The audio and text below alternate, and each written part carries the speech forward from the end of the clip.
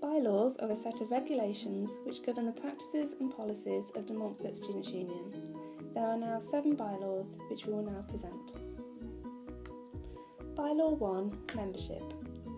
Full members are defined in the Articles of Association as any student enrolled at De Montfort University and the 5 sabbatical officers.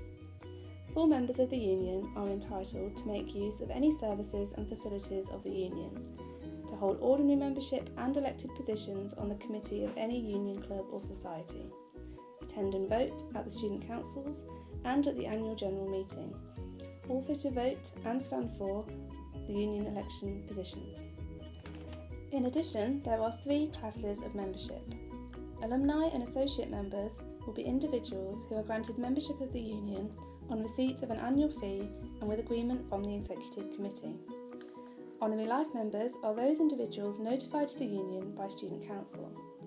Honorary life members are subject to the approval of their membership by the Board of Trustees. Alumni, associate and honorary life members shall be entitled to make use of any commercial service and facility of the union, to hold ordinary membership of any union club or society, to attend annual and extraordinary general meetings of DSU as observers, to access volunteering opportunities and to access other services at the discretion of the Exec Committee.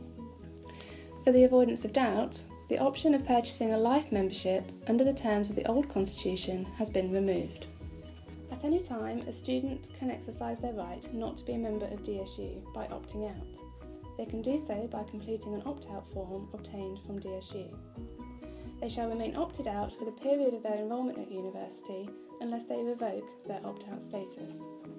A student who has opted out shall not be entitled to make use of any services or facilities of the union, to attend DSU organised social events, to participate in the activities of clubs and societies, and attend and vote in student councils. They are also not eligible to stand for office in the union or able to vote in any union election. Bylaw 2. General Governance of the Students' Union. This bylaw explains the role of the Executive Committee and their responsibility to carry out decisions using the powers delegated to them by the Board of Trustees. There have been several minor changes or additions to the 5 executive officer roles.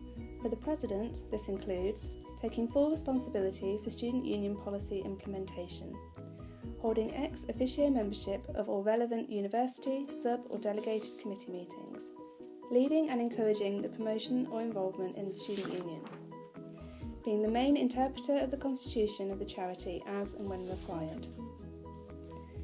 For the Deputy President Education, this person is now responsible for all issues pertaining to education within the Students' Union.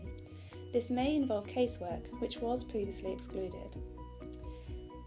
The responsibility for liaising with all part-time officers has been removed from this specific job description. We have added the responsibility for all academic campaigns within the activist part of this job description. For the role of Vice President Media and Communication, we have added a reference to their editorial position with Demon Online.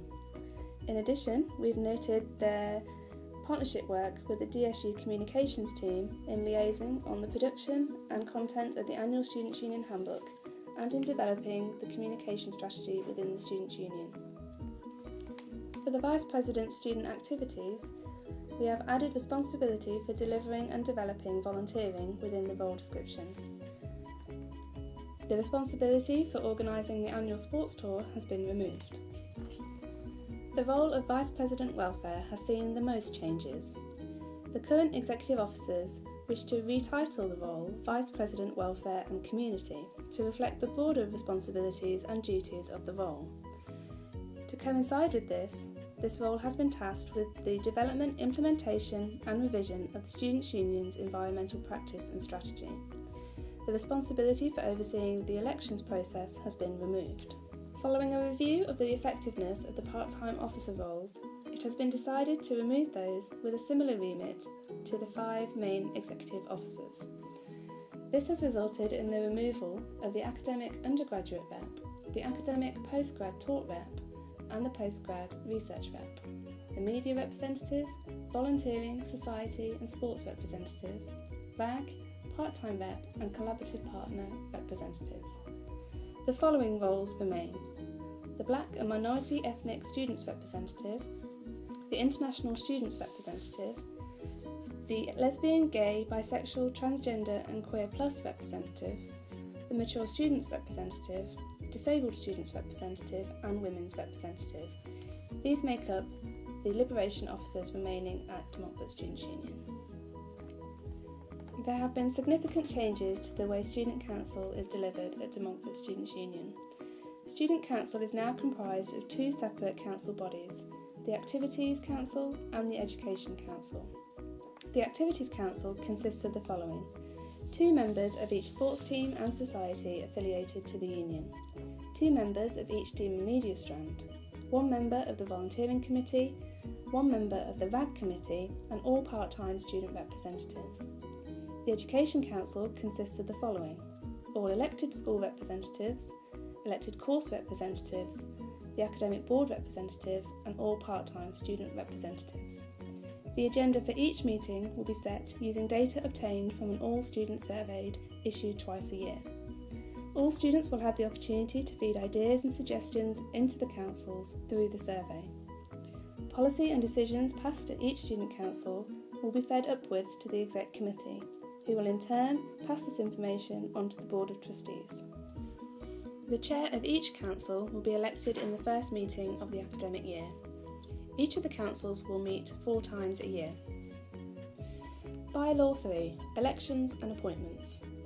Elections shall take place before the 31st of March in each academic year for each of the following: the 6 part-time student representatives elected by cross-campus secret ballot, the 5 sabbatical officer trustees elected by cross-campus secret ballot, the school representatives elected by the course representatives of the faculty they are to represent, and the NUS conference representatives.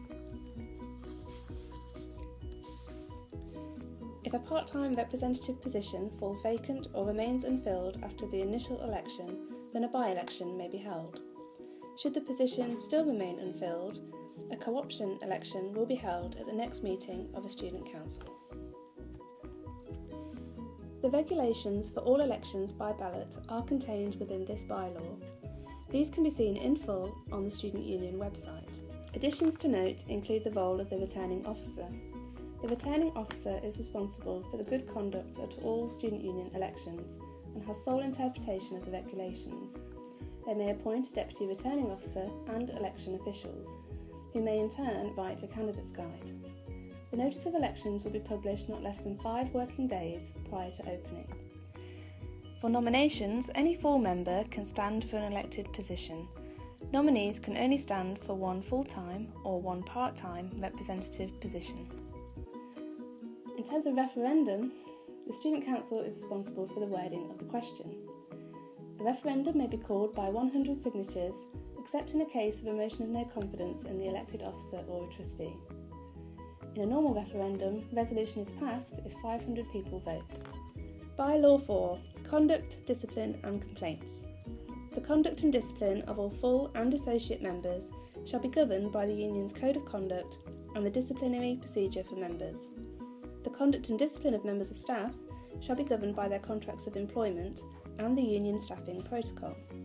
Complaints about service delivery shall be dealt with via the complaints procedure. All sabbatical officers shall comply with the governing staffing protocol. The Board of Trustees shall review all conduct, discipline and complaints policies every 3 years. Bylaw 5. Finances of the Students' Union. DSU receives an annual allocation of funds from the university known as the Block Grant. The DSU Trustee Board must receive and approve the Block Grant application prior to submission to DMU.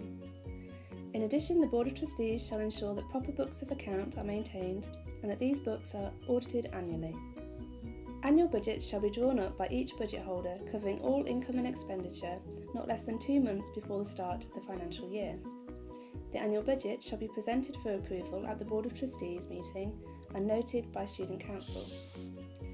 Non-budgeted expenditure under £5,000 should be approved by the Executive Committee. Non-budgeted expenditure of £5,000 or above should be approved by the Board of Trustees. Capital expenditure above £50,000 must receive prior approval from the university. The Board of Trustees must approve the opening and closing of all bank accounts and are responsible for the oversight of all funds.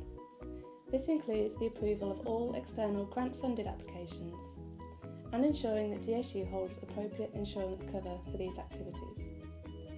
The Board shall agree the organisation's overall approach to risk and approve the risk register.